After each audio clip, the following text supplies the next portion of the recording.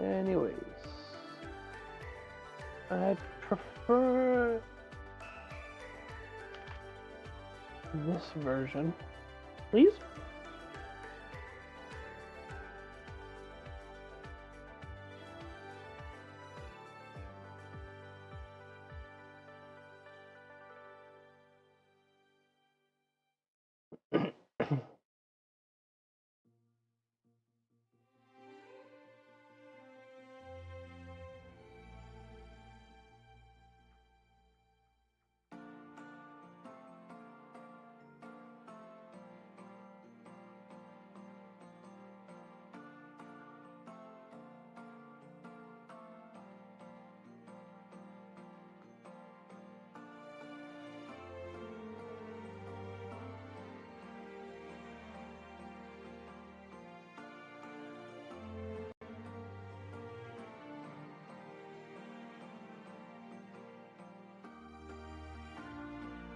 So let's just do that same little test we did a moment ago. What happens if I don't multiply the projection transform onto it? Okay, at least did some compile work. So no multiplication of the projection matrix, and we're a projection transform, and we're fine.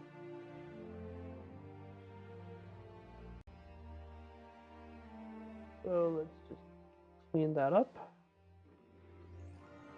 Compile it again, this time with the projection transform applied. And we've got nothing! Favorite thing ever!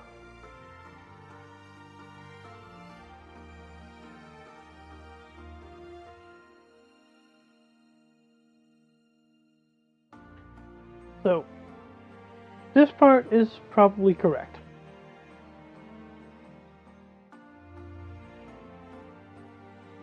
So set near and set, oh sorry, that's the wrong one, there we go. Set near and set far should always be positive. Distance from the viewer to the far clipping plane, always positive, and distance from the viewer to the near clipping plane, always positive. So far so good.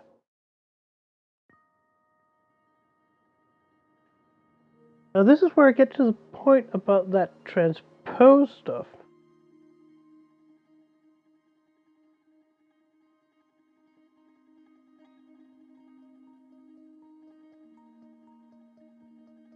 We're just, for the hell of it, gonna try this out.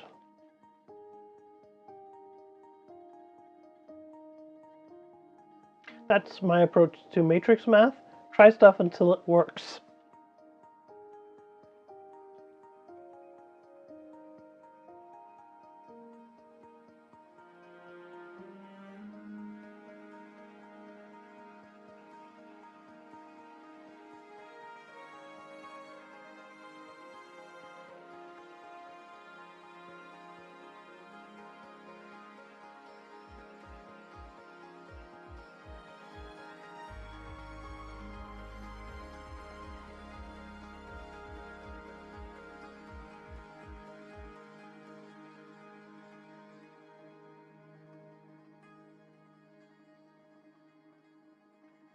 So, what is going on here?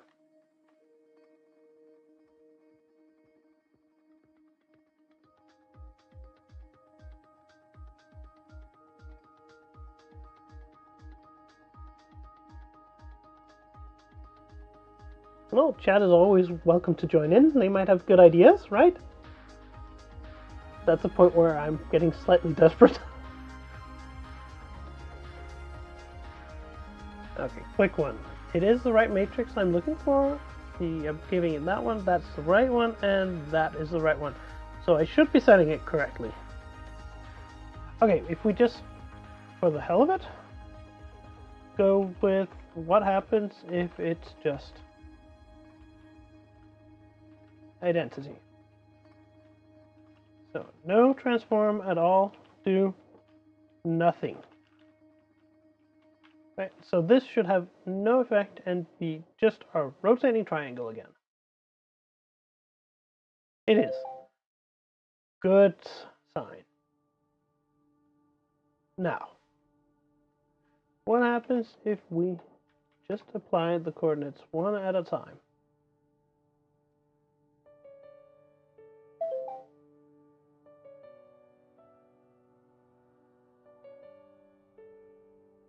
So that last one kills us, at least right now.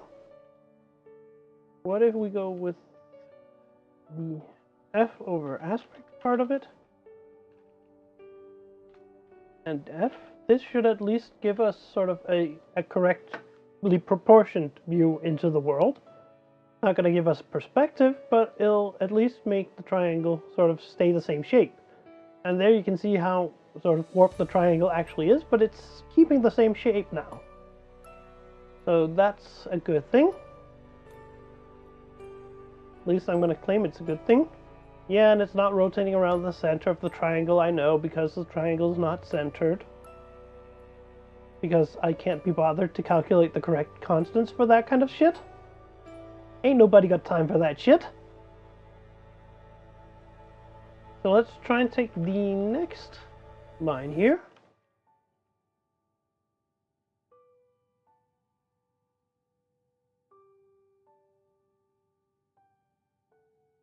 So yeah.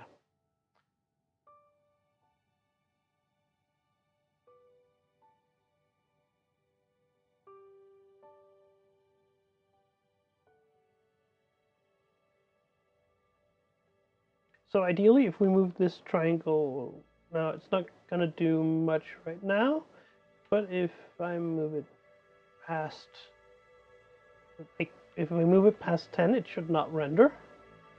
At least that's sort of my theory at this point. Having not set up any clipping planes, the jury's kind of out on that. That might actually be what I need to do, set up clipping planes.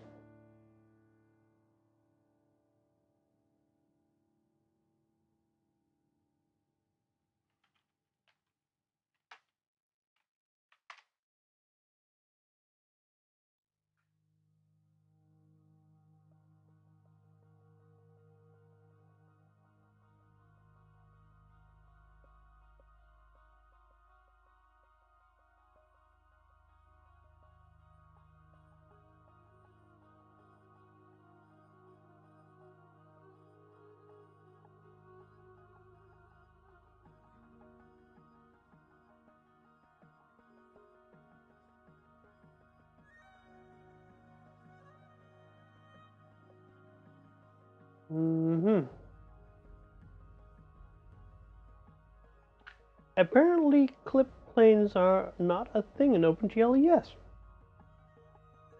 So yeah, it's not that.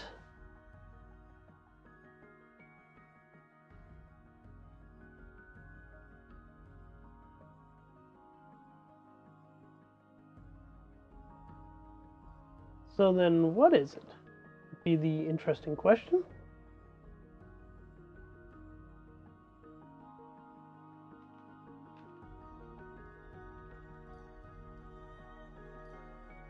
So just for the hell of it, one here.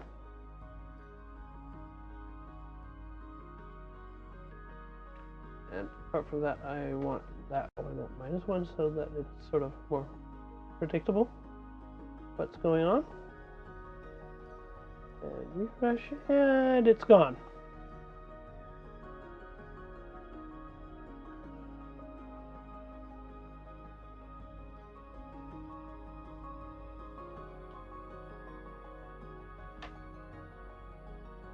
So in theory, what should be happening at this point is sort of that.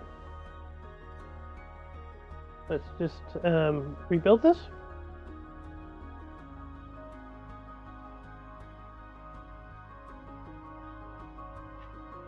Yeah, okay. So if we look at the sort of W coordinate from the projection matrix, the output of the projection matrix, it's going to be -1 times the Z coordinate of whatever we put in. So whatever we put in is the model matrix times the vertex. So the model matrix here, the Z coordinate, is going to be whatever the Z coordinate of the vertex is, plus -1 times 1. So this is like -1, because -1 times 1 is -1. So the set coordinate of every vertex we have here is 0. So the set coordinate coming out here should always be -1, which means that the w coordinate here should be 1, which means every coordinate should be divided by 1. And for those of you really, really sneaky among the audience will realize that division by 1 does nothing. So in theory, this should do nothing. It does something. And I'm really questioning why at this point.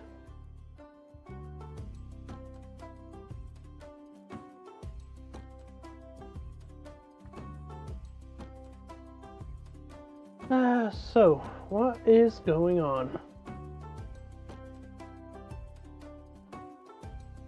Oh, time to ask Google.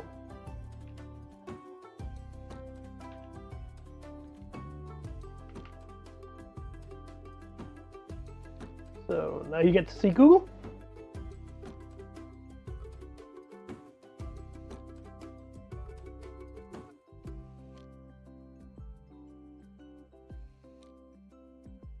So this is 3D projections.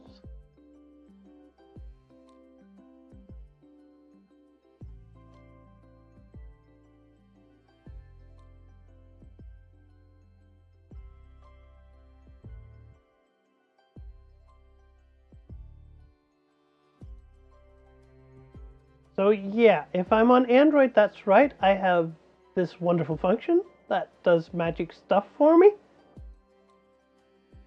But yeah, I'm not on Android. The perspective divide is this wonderful, wonderful little thing.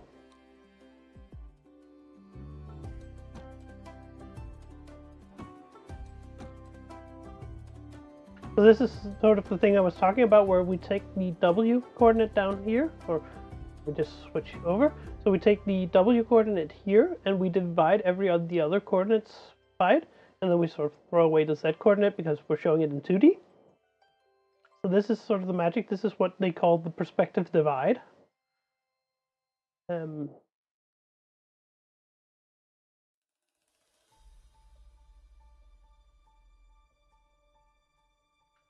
we're just gonna transition back again here. So here's an example of a projection matrix. Looks fairly simple.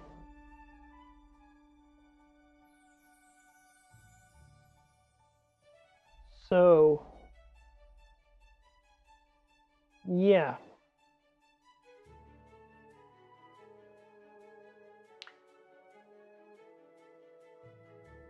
The one thing I'm noticing is that these are generally negative. Set far plus set near is going to be a positive. Set near minus set far is going to be a negative number because set far is greater. So yeah, this will also end up being negative. So that's good, I guess.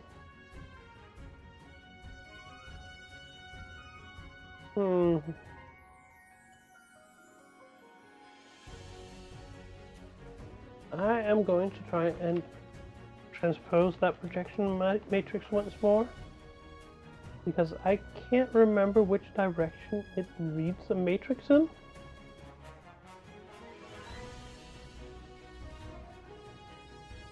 No. Okay, time to look stuff up. So this wonderful thing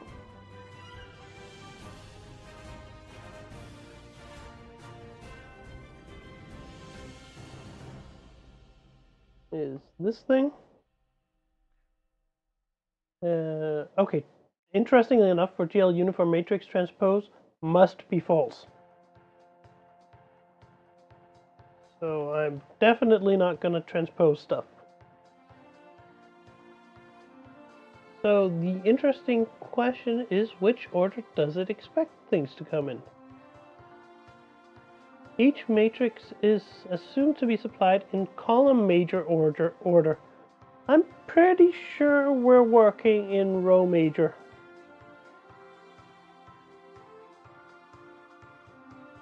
So that means I need to transpose this thing.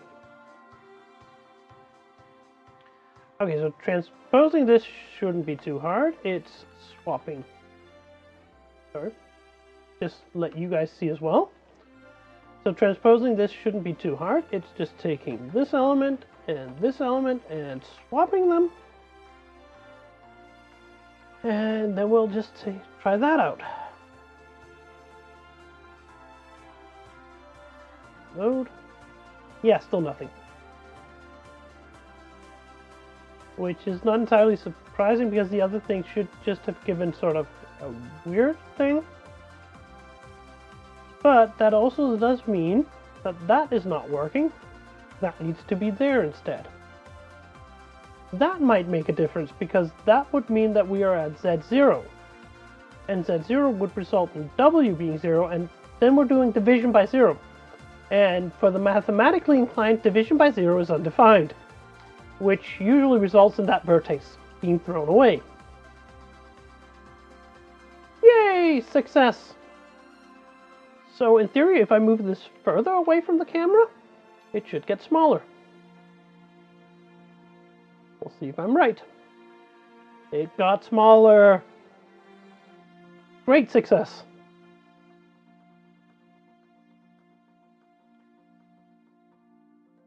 So yeah, that's a thing.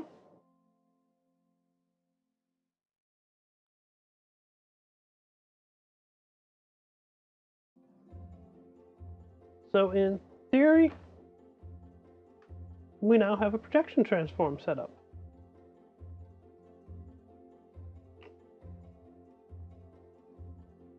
Now, one last transform is usually involved in sort of a normal kind of situation, which is called the view transform.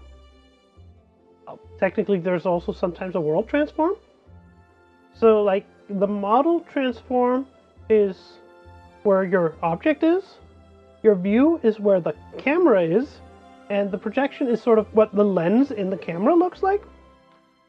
So the order of it is sort of like you take your coordinates, then you put on the model transform, then you put the view transform on, and then finally the projection transform. So we're going to introduce the view transform so that we should be able to move our camera in a moment. And this is where I get to the point where I can never decide how you spell view, because it looks equally wrong, but I think that looks the least wrong. And if it's completely wrong, then somebody will have to tell me. So, view transform. This one's a little bit interesting because the view transform is sort of inverse of what you would expect, in that it is actually mathematically the inverse of where the camera is, because you have to think of it not as the view matrix moves the camera relative to the world, but as the view matrix moves the world relative to the camera. So yeah, that's a thing. And it's kind of a nasty thing sometimes. So we're gonna do the view transform here.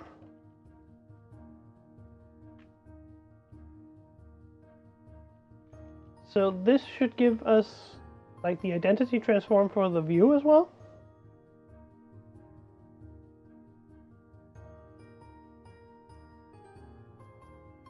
So we've got identity transform.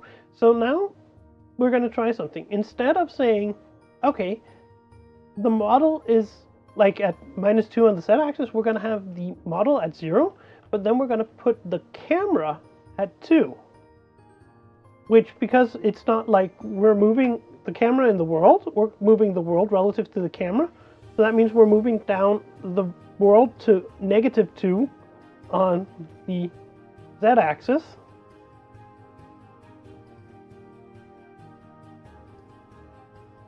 I am so going to want to make a class for this to get things in, because it's really unnatural to think of it as like column-wise saying X, Y, Z, W. But that's kind of the way it is, and I guess somebody decided that was a good way at some point. So now the camera is moved instead of the model. So let's think about this, because what I would like to do now is to try and get sort of the camera to spin around this triangle so that we have that moving as well. And that is going to take a little bit of thinking, because now we're both translating and we're going to be rotating at the same object, which means you kind of have to decide what you're doing in which order. Which is kind of nasty. So what I'd like to do is I'd like to rotate on the X and on the Z directions, which should work correctly because this is what the Z direction will result in, so I'm still going to be adding the 2 no matter what. So like we did up here, and again, C++ has overloads, so I don't need to do this. So we're going to set these on the X and Z directions, and then on the X and Z, and this one's going to be negative. Though technically I think canonically it would be the opposite way around because of the transposition. So we're just going to switch those around and do it that way, which should mean that our triangle is now going to start rotating the other way around, and hopefully we'll rotate around the triangle. Okay, well, we're going to be doing the cosine f because otherwise it thinks, well, actually no, we're going to say that this is a float constant, not a double.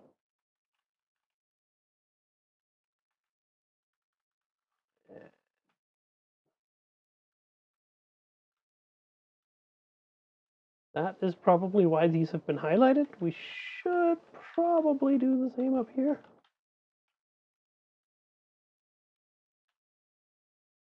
Let's try again.